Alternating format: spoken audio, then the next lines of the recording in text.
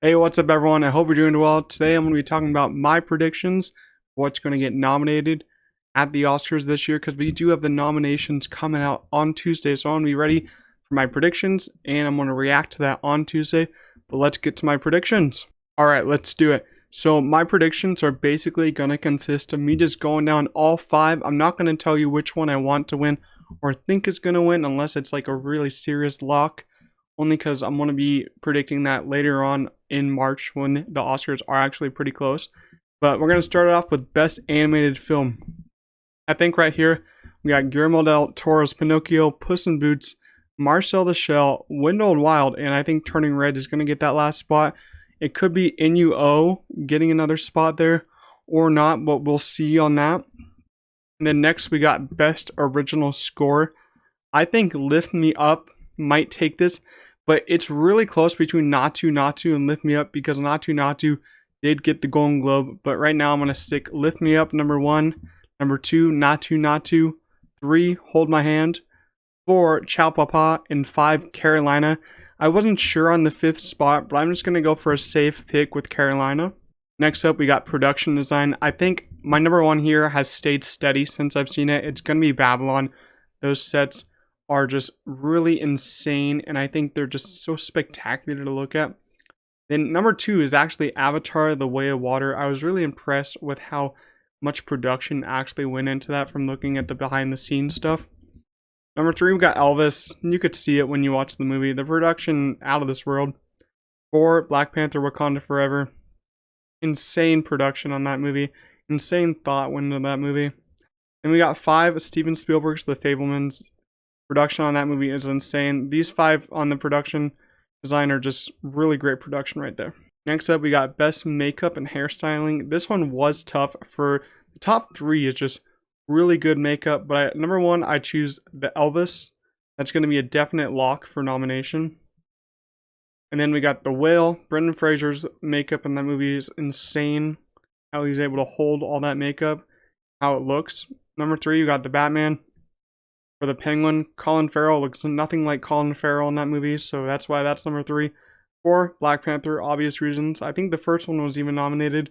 We got 5, I got Babylon. I think the hairstyling on everyone was so different, so unique. I think that's just my top 5 right there for hairstyle. Next up, we got Best Editing. Number 1 is going to go, of course, to Top Gun Maverick. The editing was insane in that movie. They're all in the different cockpits directing themselves. A lot of edits in that movie, a lot of smart edits too. I really enjoyed that. Second is going to be Everything Everywhere All at Once. I'm really hoping this gets nominated only because I don't know how many, but I think there's like less than 10, a little bit more than 10 editors on that whole movie. Insane to think about. Third, we got Avatar: The Way of Water. I really enjoyed the editing on that movie. Flowed so well. Fourth, we got Elvis, Baz Luhrmann. He's known for doing fast edits. I liked it. A lot of people don't like it, but I like it a lot. And we got 5th. I really hope this gets in, but I doubt it. We got Decision to Leave. I really liked how everything weaved together. The edits were kind of seamless in there. I really did like Decision to Leave's edits. Next up, we got Best Costume Design.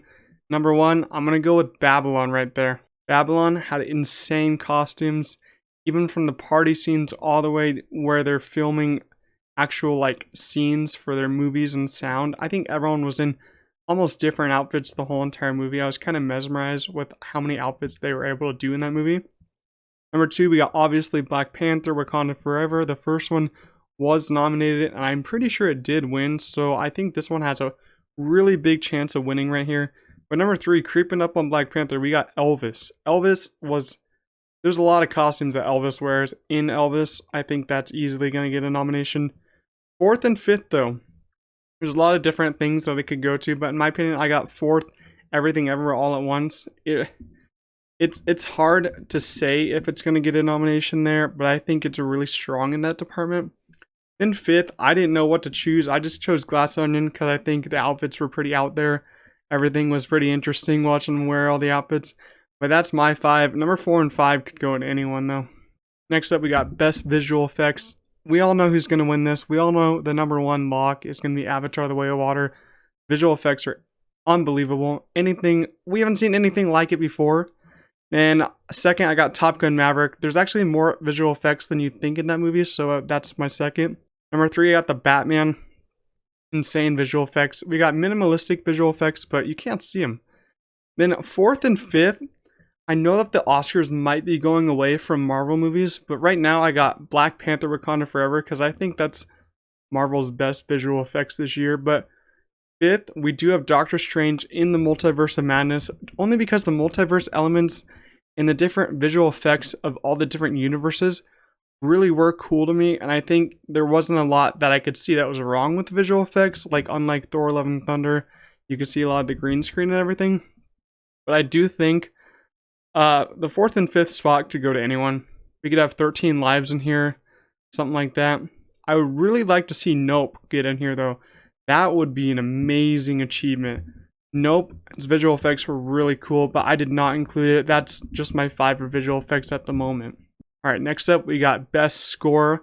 Number 1 is my lock, and my lock to win for this category right now. It's going to be Babylon. Babylon's one of my favorite scores of the past probably 5 years. One of my favorite scores of all time. I don't think it's going to rival Interstellar for my favorite score of all time, but Babylon, it's on repeat. It's on repeat. It's really good. Number 2, though, we got Banshees. Banshees is a subtle score, but I think it's like very relaxing. I think Academy voters might like that, but it's my number 2, but anything could go there. Number 3, we got Guillermo del Toro's Pinocchio. I think that score was awesome. I was lucky enough to see that movie in theaters, and I really had fun with it. And 4th, we got The Fabelmans. Also a really subtle score. Not John Williams' best, but it's pretty good. I think it's going to get nominated just because it's John Williams.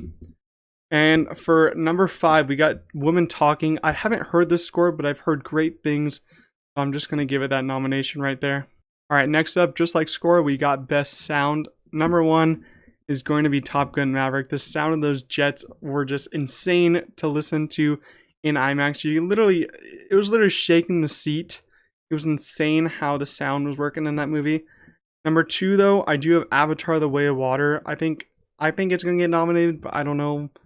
3, I got All Quiet on the Western Front. That was just an amazing experience. Even though I didn't get to watch that in theaters, seeing that at home with my soundbar was pretty epic to witness. Number 4, I got Elvis. I think that's going to get nominated just for the concert scenes in Vegas.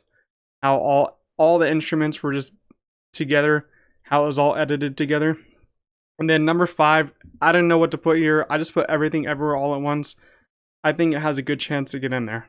Alright, next up, we got Best Cinematography. I might be on my own here, but I'm going with my opinion here. It might not get nominated, but I think the best cinematography of the year is Babylon. I just had a joyous time watching that. I think it's such a beautiful film to take in at so many different times.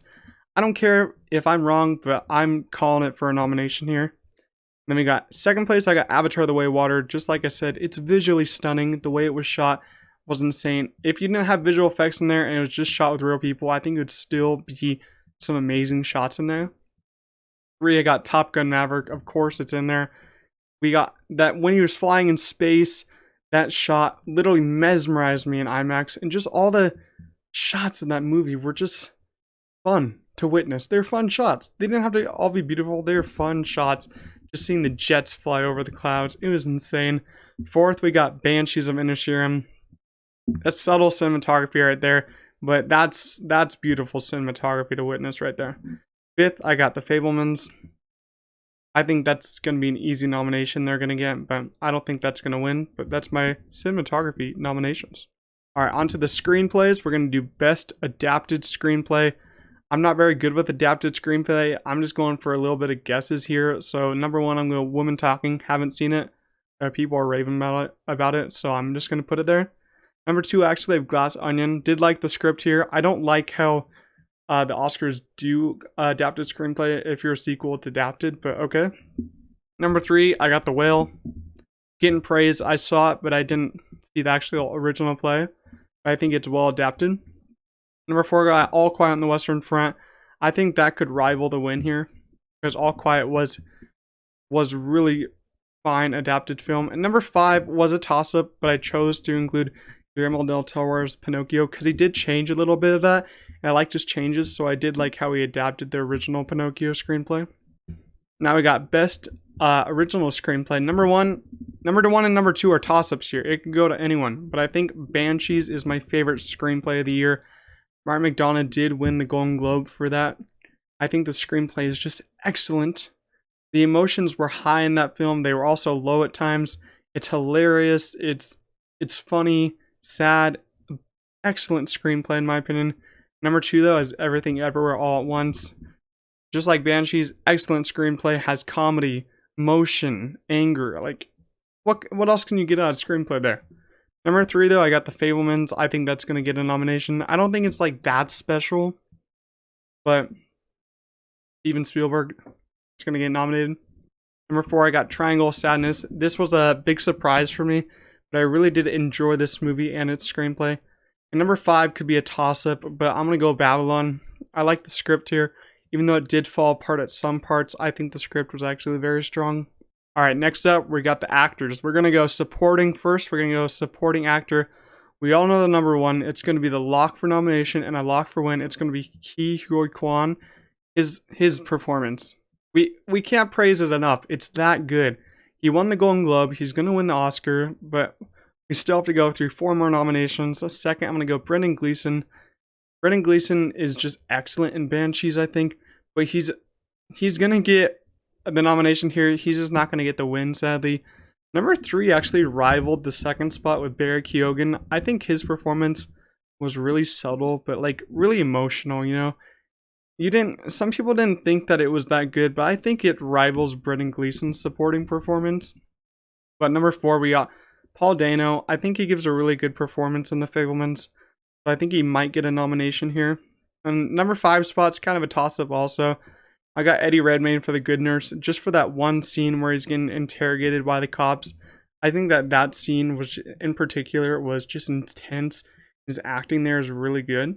Next up, we got supporting actress. This has been a tough category for me, because before the Golden Globes, I had Carrie Condon at first, but then Angela Bassett actually won the Golden Globe, which actually surprised me, but it's deserved. She gave a really good performance here, so that's why I'm going to go Angela Bassett actually at number 1, which surprises me because I had to bump Carrie Condon down to number 2, but I still don't think it's a lock for Angela Bassett to win the Oscar. Carrie Condon's creeping up on her because I got Carrie Condon at 2 because I was just in love with her performance in Banshees of Inisherin. I think that she showed all the emotion there, everything she had to do. She was in the movie for a good amount of time. So I don't know. The Academy could pick either one. But moving on, I do have Stephanie Hsu at 3. No one's been nominating Stephanie Hsu. Are you kidding me? We've seen people just forget about her. It's ridiculous. She gives one of the best supporting performances of the year. And she's acting alongside Michelle Yeoh. That's difficult to do, but she gives such a legendary performance here. And number 4, we're going to go Dolly D. Leon. Dolly D. Leon gives such a great performance in the second half of Triangle of Sadness when they're on the island. I was just stunned at what she did in that movie. But ending it off, number 5, I got Jamie Lee Curtis. I have a lot to say about Jamie Lee Curtis in Everything Everywhere. She's not in it too terribly much, but I think she does give a great performance. So I do think she's going to get nominated here. But I'm going to go on a rant here. I hate it so much how these other award shows are nominating Jamie Lee Curtis, but they're leaving out Stephanie Hsu. When Stephanie Hsu gives ultimately a better performance than Jamie Lee Curtis in Everything Everywhere All at Once. Like, you can respect Jamie Lee Curtis by giving her a pity nomination, but come on, you gotta give Stephanie Hsu a nomination here. It's ridiculous. If she doesn't get a nomination on Tuesday when I'm reacting, I'm gonna get mad when I'm reacting. I'm gonna lose it because that's just ridiculous. Stephanie Hsu gives a better performance than Jamie Lee Curtis in Everything Everywhere All at Once. It's common sense. You can see it on the screen. I'm done talking about it for now. Like, if it doesn't happen when the nominations come out and I'm reacting, I'm just gonna be baffled. Alright, next up we got Best Actress. Number 1 and number 2. We have been going back and forth. I've been seeing other YouTubers go back and forth here, but I'm not switching up. I'm keeping the same one I've had for a long time. Number 1 is going to be Michelle Yeoh here. She's electrifying in Everything Everywhere All at Once. She's incredible, man. I couldn't get enough of her performance in that film. It's been so long. She's been acting for so long. I think that she's just gonna win it here, but I don't know. It's so hard to guess right now, but I think she's definitely gonna get nominated for this. So based off nominations, Michelle Yeoh is my number one. Number two, though, Cate Blanchett and Tar. As I said, I was not a big fan of Tar, but I think Cate Blanchett's performance there is really strong. Number three, though, Daniel Deadwyler. So Daniel Deadwyler has been getting snubbed at so many awards nominations. It's ridiculous. If she gets snubbed here, I'm gonna be pissed off. I watched Till and I was looking at her performance and I'm just like, this is some legendary stuff right here. If Michelle Yeoh and Cate Blanchett weren't in movies this year, I think Daniel Deadwyler would be the front runner to actually win the Oscar. But number four, I got Michelle Williams.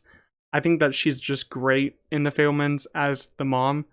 But I don't have a lot to say about her right now because I haven't rewatched it lately. Number five, toss-up.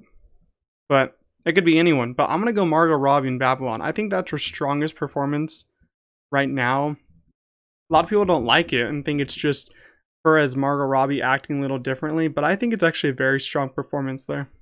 All right, we got Best Actor. Number one, 2, and 3. They're all going to get nominated, but that's going to be a hard choice for the people who are picking the winners. But number one, Colin Farrell. My favorite performance of the whole entire year in the movies.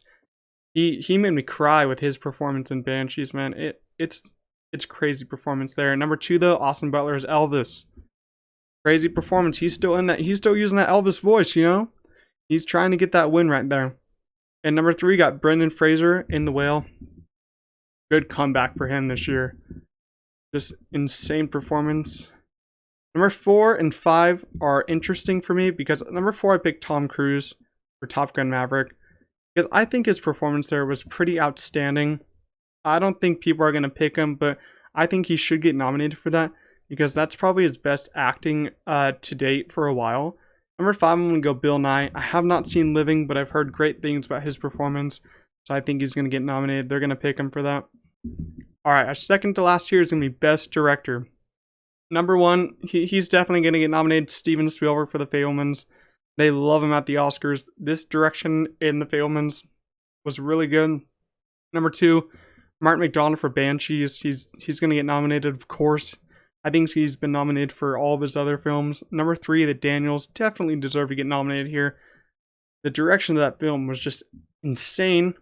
It just kept going as fast as it could. I was just mesmerized. Todd Field for Tar. I wasn't a big fan of Tar, but direction of that movie was pretty intense and very, very detailed, I could say. Number 5, toss up here, but I'm going to go James Cameron for Avatar: The Way of Water because that film took a lot of time to pull off, and it was probably pretty hard for him to pull off with how he directed that film. But last of all, we got Best Picture. 10 nominations here. I'm not a big fan of 10 nominations. Could be 5, but let's do it. I got number 1, Banshees of Inisherin. It's going to get nominated. My favorite film last year. Number 2, Everything Everywhere All at Once. Number 3, The Fabelmans, which actually took home the Golden Globe, and Banshees did too. Number 4, I'm going to go Top Gun Maverick. These are all locks in my opinion. Number 5, Tar is going to be a lock. 6, Elvis is going to be a lock. The last 4 I think are not locks yet, but I think they are going to get nominated. I got Avatar: The Way of Water in 7th. I really do think that's a massive achievement in filmmaking, so I think it might get nominated there. 8, I actually got Triangle of Sadness. A great film. It's been given a lot of love from critics. I do think it will get nominated. 9, I actually got All Quiet on the Western Front, the only foreign film in there. I was going to do RRR, but I think All Quiet on the Western Front is just a better built film in my opinion, and I think the award voters would watch that over RRR. Number 10, it could go to anything. It could go to Woman Talking. The Whale I left off only because it's not being praised as much. And then RRR, it could go there, but I actually did Babylon. It's divisive, but Damien Chazelle is an epic filmmaker. I really do think that's going to get nominated for Best Picture. But overall, those are my Oscar nomination predictions before Tuesday. Leave yours in the comments below. And on Tuesday, I will be reacting to the nominations. So tune in for that video, but I will see you guys next time.